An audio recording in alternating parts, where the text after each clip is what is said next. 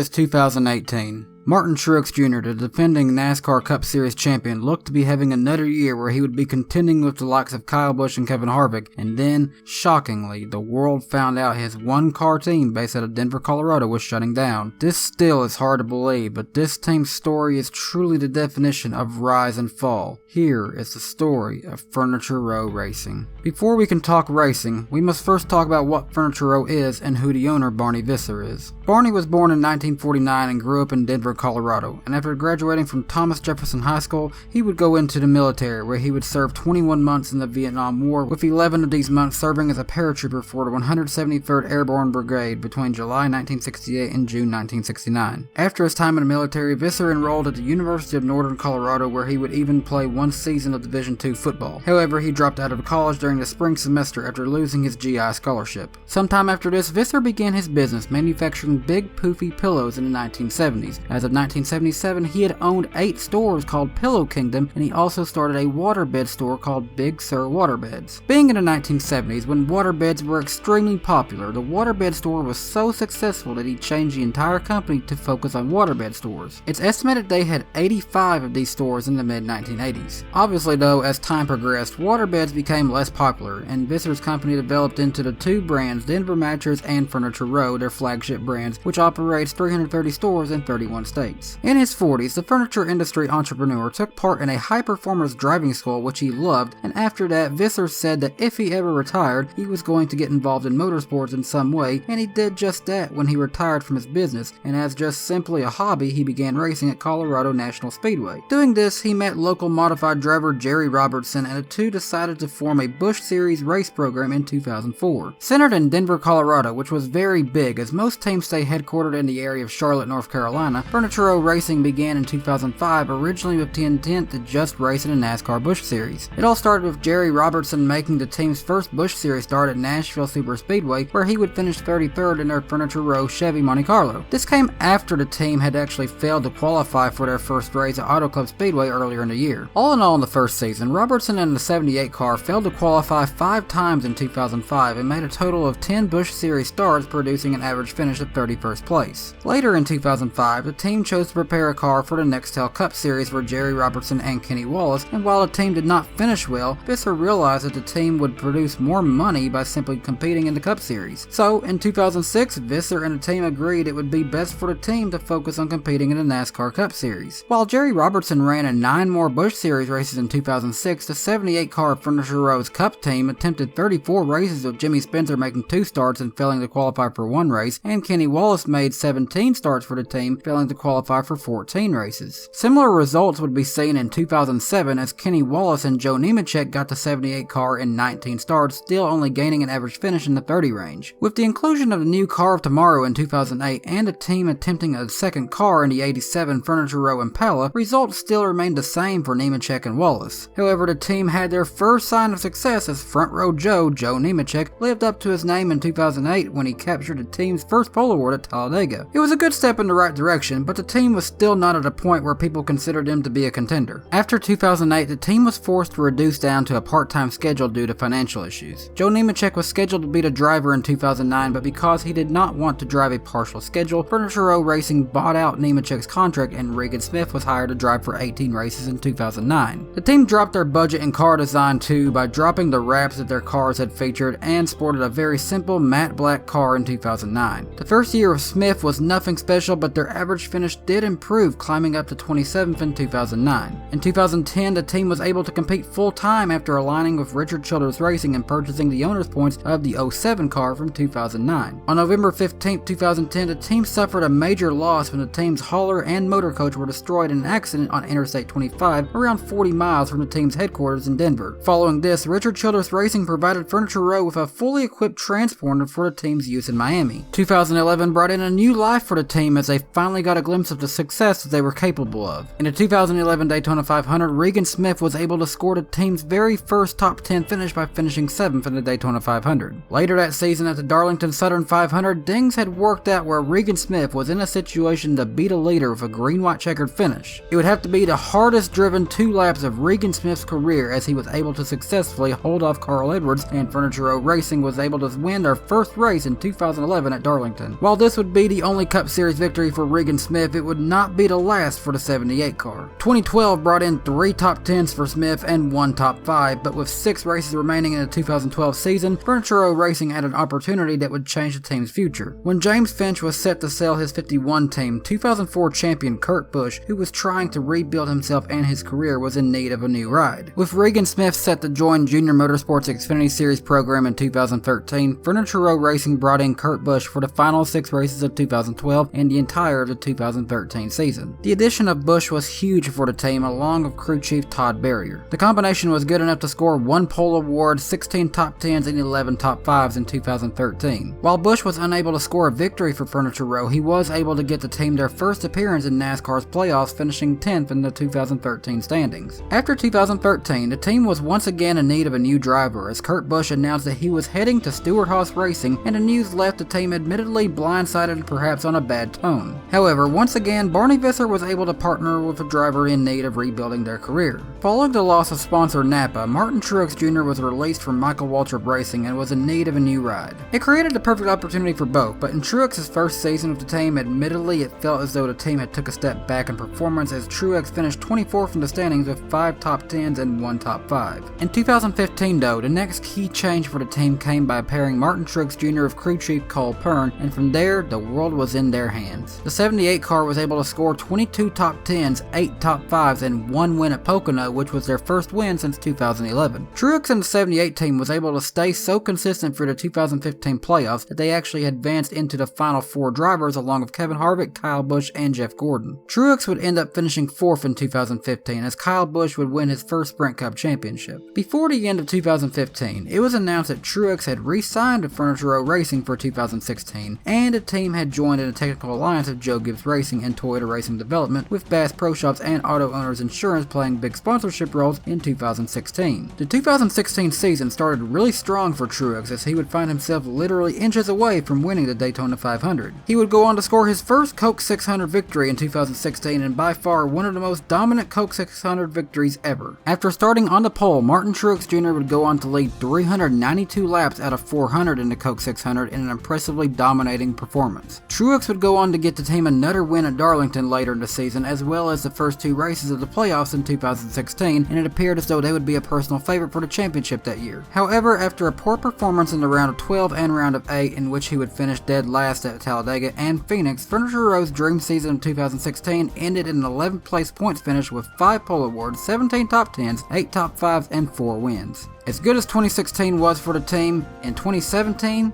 things only got better. The team actually added a second full-time car with 5-Hour Energy, Sirius XM radio, and Sport Clips, funding Eric Jones in the 77 car for Jones' rookie season. In the end of his time with Barney Visser's team, Jones would score 5 top 5s, 14 top 10s, 1 pole award, and in a race where he got the pole award, the 2017 night race at Bristol, he very nearly won his first race here, as he led the most laps, leading 260 of the 500 laps ran, losing the lead towards the end to Kyle Busch, as Jones would finish 2nd place. In the run of the 77, Eric Jones delivered more than solid results while also winning the 2017 Rookie of the Year award. While that was happening in the 77 program, the 78 car of Martin Truex Jr. was having the greatest season of his career. In the first year using stage points in NASCAR, Martin Truex Jr. was able to win a total of 438 additional stage points because of his consistency in the lead. This, on top of 26 top 10s, 19 top 5s, 8 wins, and 3 pole awards, the pairing of Martin Truex Jr., Cole Pearn, and Barney Visser's Toyota was enough for Furniture Row Racing to go from a team that once failed to qualify for races to becoming a NASCAR Monster Energy Cup Series champion. Sadly though, in their biggest moment, they had to celebrate in Miami without Visser by their side, as he had actually suffered a heart attack late in 2017 2017, and he would need to take some time to recover before he could return. However, by 2018, he had recovered and his team was back to a one-car operation with Eric Jones now in the 20-car replacing Matt Kenseth, and for the first time ever, he was not having to utilize Furniture Row's brand as the title sponsor for a car because Truex 78 car was fully funded by Bass Pro Shops and 5 Hour Energy. After winning the championship in 2017 and being fully funded, it seemed as though the world was in the hands of Furniture Row Racing. That was until it was announced that 5 Hour Energy would not be returning to the team in 2019, nor would they be in NASCAR anymore. Speculation began then about what the team would do, but ultimately with Barney Visser still concerned about his own health, the team losing a major sponsor, and it was rumored that the cost of the team's technical alliance of Joe Gibbs Racing would be increasing for 2019, the team based out of Denver announced that following the 2018 season, they would close their doors. The team was still determined to do all that they could to go out as champions though. The 78 team would finish the year with 21 top 10s, 20 top 5s, 4 pole awards, and 4 wins with an average finish of 10. In a championship race at Miami, the team sported their iconic matte black paint scheme to symbolize where they came from to where they were now. They gave it a strong run, but in the end, Joey Logano, who made it to the round of 4 by besting Truex at Martinsville 3 weeks earlier, was able to beat Truex at Miami as Martin Truex Jr. would finish the 2018 season second in points. Upon closing the doors, this team would finish with 451 starts, 18 wins, 75 top 5s, 132 top 10s, 15 pole awards, and 6,452 laps with their car in the lead. It really was a great rise to watch, and I'm glad I got the opportunity to witness it, which is why it was even harder to see their fall. Today, Martin Truex Jr. and Cole Pearn are together with the number 19 car of Joe Gibbs Racing. Many of the employees at Furniture Row Racing were also able to find jobs with Joe Gibbs Racing and other teams as well, but the memories from Visser's team in Denver will remain forever. And that was the rise and fall of Furniture Row Racing. Let me know your thoughts down below,